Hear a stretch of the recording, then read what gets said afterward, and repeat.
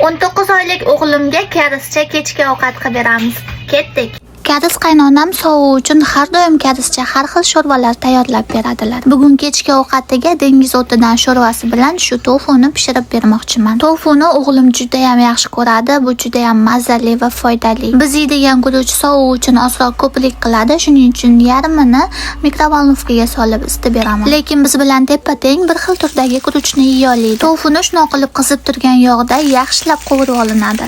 Albatta ikki tomoniga tuz ham sepib. Har safar sho'rvasini ichida nima bo'lsa shunaqa qilib qaychida kesib beramiz. Tofuni shunaqa ikki tomonini sarg'aytirib yaxshilab pishirib olib, kichkina bo'laklarga bo'lib bersangiz bolangiz maza qilib yeydi. Sovuq ovqatni kimsiz yemaydi, shuning uchun kimni ham kichkina bo'laklarga kesib beraman. Maysa?